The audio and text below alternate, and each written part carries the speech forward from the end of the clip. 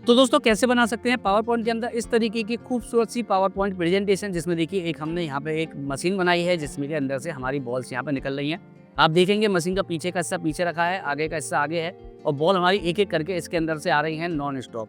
ये नहीं रुकेंगी, कितना भी देर तक चलती रहेगी पावर पॉइंट प्रेजेंटेशन। तो कैसे बना सकते हैं हम इस तरीके की power point presentation? I hope ये वीडियो आपको अच्छी लगे तो वीडियो को लाइक और चैनल को सब्सक्राइब करके बेल आइकन दबा दीजिएगा। चलिए शुरू करते हैं। और दोस्तों मैं आपको एक बात और बता देता हूँ, अगर आपके पास माइक्रोसॉफ्ट ऑफिस का नया वर्जन नहीं है तो उसके लिए मैंने डिस्क्रिप्शन में 2 वीडियो का लिंक दिया है। पहली वीडियो में दोस्तों आपको माइक्रोसॉफ्ट ऑफिस 2024 को आप किस तरीके से अपने लैपटॉप और पीसी के अंदर इंस्टॉल कर सकते हैं, और अगर वो माइक्रोसॉफ्ट ऑफिस आपका अगर एक्सपायर हो जाए तो आप उसको किस तरीके से लाइफ टाइम के लिए एक्टिवेट कर सकते हैं, उसके लिए भी मैंने वीडियो दूसरे नंबर पर डाल दिया।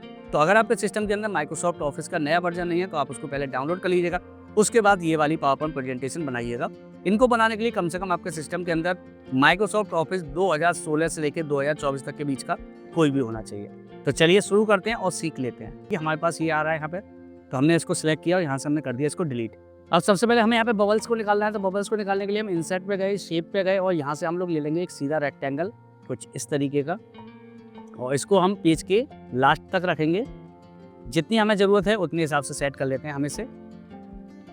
फॉर्मेट में जाते हैं, यहाँ से हम इसके अंदर कोई भी एक कलर दे देते हैं। तो मैं यहाँ पे इसके अंदर ब्लैक ना देके कोई और कलर देता हूँ पहले, और इसको कर लेता हूँ जूम।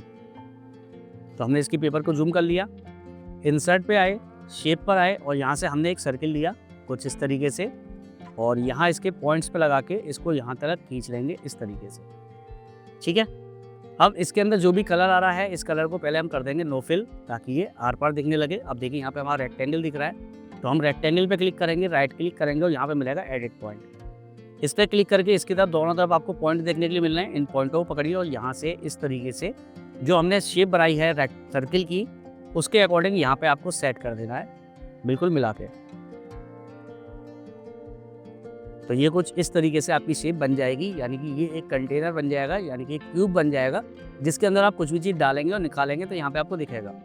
अब मैं इसकी एक कॉपी करूँगा और पेस्ट करूँगा और जस्ट इसके ऊपर ही लगाऊंगा इसे, और कंट्रोल की मदद से थोड़ा सा इसे छोटा करूँगा सब तरफ से कुछ इस तरीके से। अगर कहीं से कम बढ़ती लग रहा है तो आप मैनुअली भी इसे कर सकते हैं माउस से पकड़ के। तो हमने इस तरीके से इसको सेट कर लिया, दोनों को सिलेक्ट कर लिया हमने। शेप फॉर्मेट पे आए, यहाँ से हम क्लिक करेंगे मर्ज पे और यहाँ से हम इसको कर देंगे सबट्रैक्ट।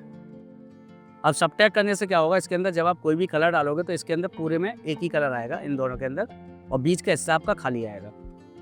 अब हम इंसर्ट पे जाते हैं, शेप पर जाते हैं और यहाँ से लेंगे हम एक रेक्टेंगल।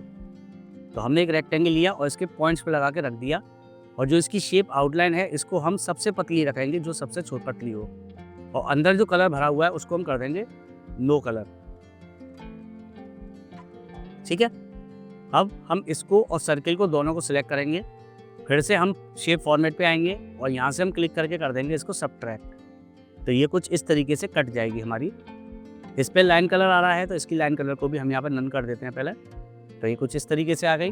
अब ये आधा हिस्सा कट गया, इसकी हम कॉपी कर लेते हैं, पेस्ट करते हैं, रोटेट पे आते हैं, फॉर्मेट शेप के अंदर ही इसको हम हॉरिजेंटल पहले वर्टिकल कर देते हैं। तो ये इस तरीके से हो गई, और इसको उठा के जस्ट इसके ऊपर ही आके लगाएंगे, और इन दोनों के अंदर जो भी कलर है उसको हम आउटलाइन को कर देंगे नन।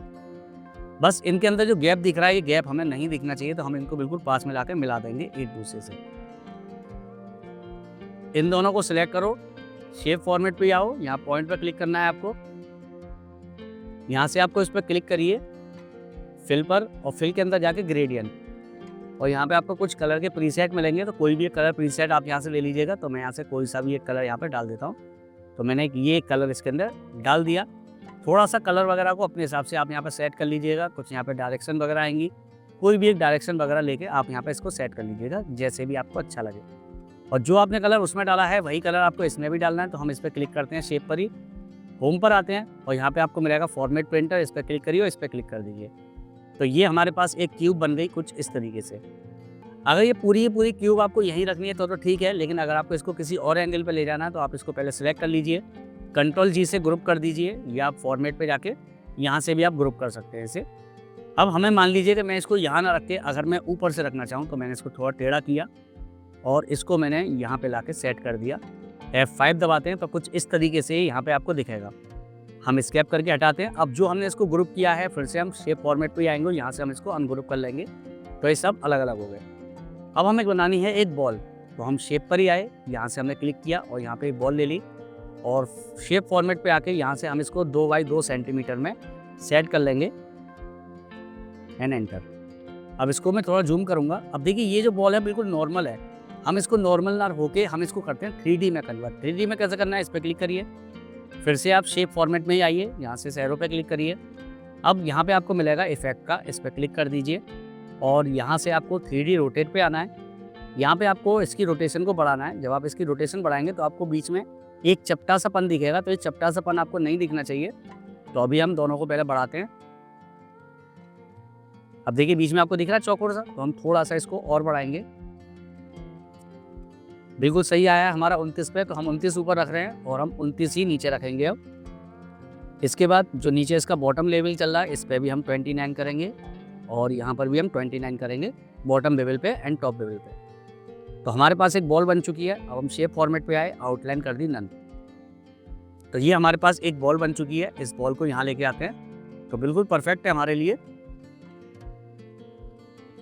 अब हमें यहाँ पे थोड़ा सा एक काम करना पड़ेगा। अब थोड़ा मैं इसको जूम कर रहा हूँ और यहाँ पे आपको थोड़ा सा लॉजिक देखना है। देखिए अब यहाँ पे जब मैं सर्किल के पीछे लूँगा तो या तो इसके पीछे जाएगा या इसके ऊपर आएगा।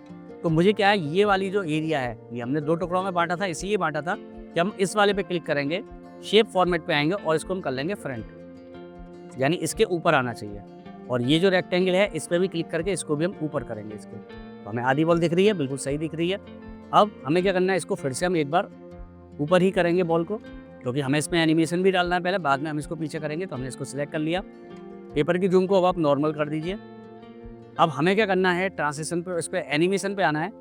यहाँ से इसके पॉइंट पे क्लिक करेंगे, नीचे आपको मिलेगा कस्टम पाथ, इस पर क्लिक करिए और बॉल के अकॉर्डिंग बॉल को पहले बाहर निकाला और बॉल को हमने इस पेपर पर कुछ इस तरीके से घुमाना है, जैसे भी आपको अच्छा लगे, जिस तरीके से भी आपको ठीक लगे उस तरीके से इस पेपर पे हम यहाँ घुमा देंगे और लास्ट में पीछे की तरफ से लाके इसी के ऊपर लाके डबल क्लिक कर देंगे। तो ये बॉल कुछ इस तरीके चलती हुई यहाँ पर आ जाएगी वापस। अब हमें क्या करना है, बिल्कुल सिंपल सा है। अब जो हमने इसमें एनिमेशन डाला है, इसके एनिमेशन को सेट करेंगे। तो हम एनिमेशन के अंदर आके यही एनिमेशन पेन को ओपन करेंगे, यहाँ से क्लिक करके टाइमिंग पर जाएंगे। इस पर जो स्टार्ट लिख रहा है इसको हम स्टार्ट विद प्रीव्यू कर देंगे। जो इसकी डिले है, डिले को कर देंगे हम 10 सेकेंड। देखिए जितना भी आप यहाँ सेकंड रखते हैं उतनी ही शेप को आपको यहाँ पर यूज करना पड़ेगा। आप 10 रखते हैं तो 10 बॉल यूज करेंगे, 15 रखते हैं तो 15 बॉल यूज कर लीजिएगा, तभी आपकी एनिमेशन परफेक्टली आएगी, अदरवाइज नहीं आएगी। तो मैंने इसकी जो टाइमिंग रखी है वो 10 की रखी है। जो रिपीट आ रहा है इस पर क्लिक करके यूनिट एंड ऑफ स्लाइड कर देता हूँ। इसके बाद आपको इफेक्ट पे आना है, यहाँ पे स्मूथ स्टार्ट और स्मूथ एंड को 0-0 करना है एंड ओके। तो ये बॉल कुछ इस तरीके से यहाँ पे घूमेगी पूरे में और 10 सेकंड के बाद वापस यहीं आके पीछे से इसे लग जाएगी और फिर से ये लूप शुरू हो जाएगा हमारा। ठीक है, अब हमें इस बॉल पे क्लिक करना है, यहाँ से हम कॉपी करेंगे, पेस्ट करेंगे, दूसरी बॉल आ गई। अगर आपको कलर चेंज करने हैं तो आप कलर चेंज कर लीजिएगा और अगर आप एक ही कलर में चाहते हैं तो आप एक ही कलर में कर लीजिएगा। मैं लेकिन कलर चेंज करूँगा, तो मैं शेप फॉर्मेट पे आया, यहाँ से क्लिक किया मैंने, इसके अंदर दे दिया ब्लैक कलर। फिर से मैंने कंट्रोल बी से पेस्ट किया, यहाँ से मैंने कोई और कलर दे दिया, यहाँ से रेड दे देता हूँ, कंट्रोल बी करता हूँ। फिर मैंने यहाँ से ये येलो दे दिया, फिर कंट्रोल बी किया, यहाँ से मैंने ये ग्रीन दे दिया, फिर से कंट्रोल बी किया, फिर मैंने यहाँ से ये आसमानी दे दिया। इसी तरीके से मैं यहाँ पे 10 बॉलों को अपने पास लगाऊंगा।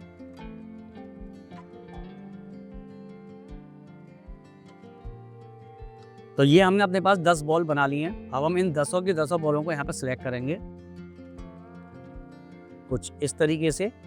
जब आप सिलेक्ट करो तो ये ध्यान रखना, रेक्टेंगल जो पाइप है हमने बनाया उसका कोई भी हिस्सा सिलेक्ट ना हो। अब हम शेप पे ही आए, शेप फॉर्मेट पे, यहाँ से अलाइन करके सेंटर करना है और अलाइन करके मिडिल करना है। हो सकता है ये पैटर्न आपको काफ़ी लंबा और कॉम्प्लिकेटेड लग रहा हो, जब आप बनाओगे तो ये बहुत आसान लगेगा। अब बस इस बॉल को पकड़ो और उठा के यहाँ पर सेट कर दो। अब ये ऊपर दिख रही है तो सेंड टू बैक करेंगे, इसे पीछे चली जाए। अब हम कीबोर्ड में F5 बटन को दबाते हैं तो देखिए हमारी बॉल यहाँ पे कुछ इस तरीके से चल रही है। अब यहाँ पे क्या है, एक ही बॉल चल रही है लेकिन बाकी की बॉलें नहीं चल रही, क्योंकि सभी की टाइमिंग सेम है, सब एक के पीछे एक चल रही हैं। अब यहाँ पे हम इसकी टाइमिंग को चेंज करेंगे, तो हम फर्स्ट पे आए, फर्स्ट को छोड़ देंगे, सेकंड पे आएंगे, एनिमेशन को ओपन करेंगे। यहाँ पे हम डिले आ रहा है, इसमें हम 1 करेंगे, नीचे 2। इसी तरीके से हम सभी के अंदर एक एक का टाइम बढ़ा देंगे।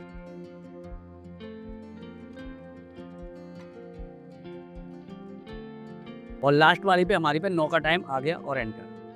अब हम कीबोर्ड में F5 बटन को दबाते हैं और देखते हैं किस तरीके की हमारे पास ये पावर पॉइंट की प्रेजेंटेशन बन के आ चुकी है। अब जब आप इस पावर पॉइंट प्रेजेंटेशन को देखेंगे तो आपको दिख रहा है कि देखिए बॉल हमारी बिल्कुल इसके पीछे से निकल के आ रही है, पीछे वाला रेक्टेंगल पीछे है और ये हमारा इसके ऊपर आ रहा है। तो दोस्तों बहुत ही कमाल की पावर पॉइंट प्रेजेंटेशन आज आप लोगों के लिए लेके आया हूँ। आई होप आप लोग सबसे ज़्यादा प्यार इस वीडियो पे दें। तो उम्मीद है दोस्तों वीडियो आपको पसंद आई होगी। वीडियो अच्छी लगी हो तो वीडियो को लाइक और चैनल को सब्सक्राइब करके बेल आइकन दबा दीजिएगा। हम आपसे मिलते हैं अपनी अगली वीडियो में।